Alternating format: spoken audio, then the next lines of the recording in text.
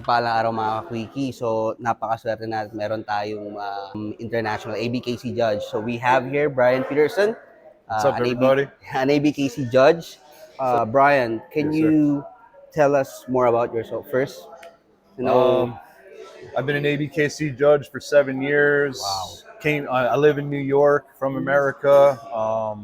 Started off breeding American Pit Bull Terriers, moved on to American Bullies, and now I'm starting to breed and show French Bulldogs. So, I see. All right. So you've been 7 years in the industry already. yeah. Wow. As a judge, yeah. As a But judge. I've been involved in dogs since the 90s. Wow. So, That's it's like I'd say like 92 is the first pedigree that I have for an American Pit Wow. Bull Terrier.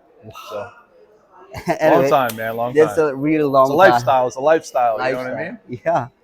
All right. So I have questions here regarding American Bully. Okay. All right.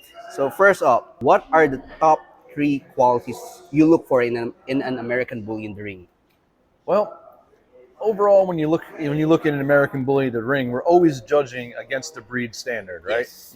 That's the number one thing that we're trying to do. So I wouldn't say like I have a preference for quality or for I don't have like a preference for things that I'm looking for. I'm trying to look for the standard itself. You know what I mean? So I'm not like one thing that's good about a dog isn't going to be something that I'm just going to use just that part of the dog. It's the whole picture. Whole picture. Yes, sir. I see. So All right. So I'm looking for a balance, dog that meets the standard, has a good silhouette, has great ring presence, moves well.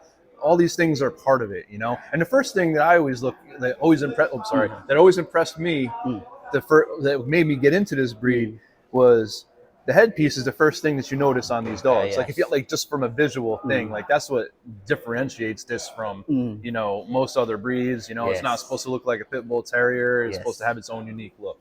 I see. All right. That's a good one. Now, how do you balance structure versus overall presence when judging?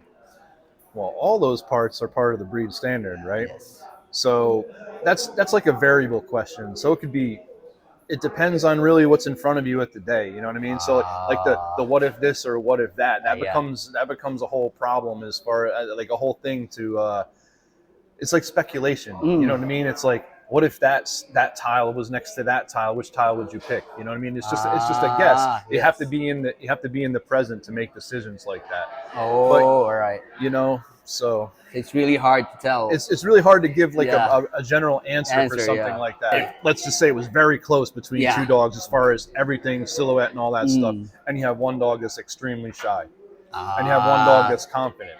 So if you want to like split hairs on that. So both the dogs were exactly the same. Now you were concerned about presence, right? If both the dogs are exactly the same, one was shy, one had confidence. Confidence is part of our standard. Yes. All right. Okay. So I would say something like that would be a choice if they're exactly the same. But there could be this dog has a horrible rear. This dog, has this fault, et cetera, et cetera. So you have to balance them between each other. So it wouldn't just be a presence for a structure thing. I see. All right, I'll take note of that. So, how do you feel the American Bully breed has evolved over the past few years? I always feel like we had these dogs. They've been around for a while now, and we're still in our infancy as a breed. This is a new breed, Those other breeds have been here for 130 years. Ours is like, 25 years, et cetera, et cetera. I would say we always had some impressive dogs from like the past, and then we have impressive dogs of the future. You know what I mean? But what you do see is like people like, let's say at one period of time, people would be breeding for more of a standard dog, or people would be breeding for more of a pocket dog. So it kind of like goes up and down in like what's popular to the breeder sometimes too, for what you see more of. I see. I got it.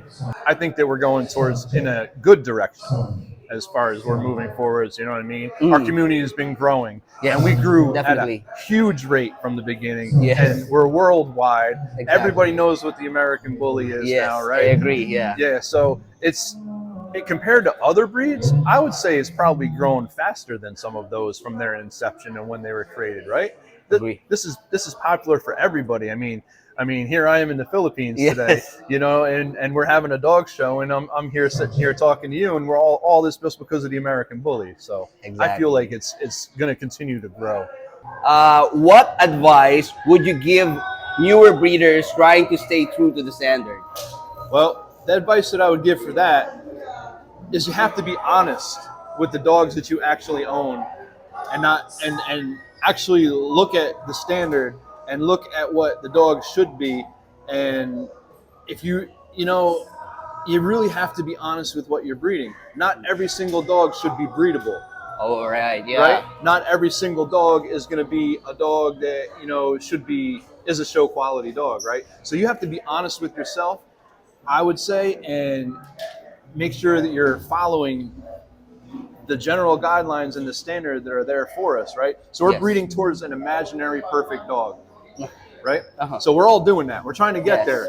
We'll probably never get there because what we've designed is the perfect version of an American Yes. bully, right? Yes. So that's what you should be breeding towards, that look and that whole type. And definitely be honest to yourself and not try to be blind or Kennel blindness. Kennel blindness is a problem, and to be a good breeder, you can't be kennel blind. Yes. Because you're going to be dreaming, you're going to be breeding for a dream, not breeding for what's in front of you and looking at what you have, phenotype and then pedigree and studying traits. And there's a lot to becoming, there's a lot to produce a really nice dog, Exactly, I So agree. and then not every dog is going to be a great dog, so Yeah, that's really true. you got to be honest, man. Exactly. With yourself. Now, what made you want to become a judge for American Bully? Well, I started like everybody else, and we all love this breed. That's why we're all here today. I had to breed. I showed the dogs. I won. I wanted to be a part of preserving the breed, essentially, right? I wanted to give everybody, what was really important for me is I wanted to make sure that everybody had an equal platform to come, whether we get along or not, or none of those things matter, whether I like you, whether I don't like you. What would matter more would be the dog. And I want to give everybody an equal platform that would be fair all the way across the board. So that's essentially why I did it. I wanted to make sure that I would be unbiased and go for that type of a. Now, can you tell us what's the most memorable dog you've ever judged and why? Grand Champion Blue. Why? What happened? I would say is overall, the way he demanded to be looked at. And the first impression when you put your hands on the dog and you go over the dog is you say, now this is an American Bully. There's no denying what it was.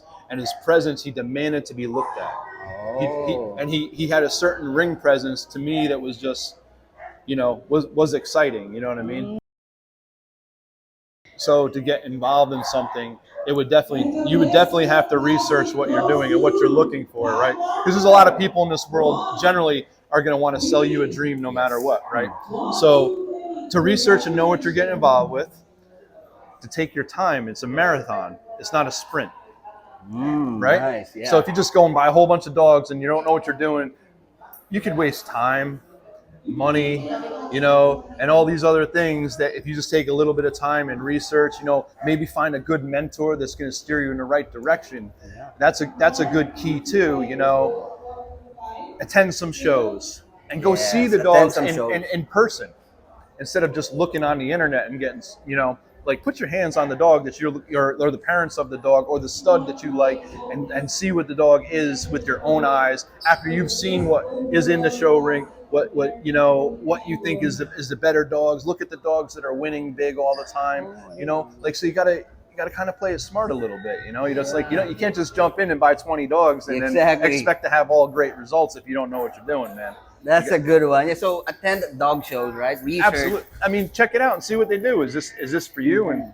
which of these dogs automatically impresses me? And then watch if that dog wins and see if you have some kind of an eye for what you think is maybe a good dog. That's a good one. Well, thank you very much. Yes, sir. You got it, man. All right. So, See you. panoorin nyo to ha. Marami kayong matutunan. Thank you so much again. Thank you, man. All right.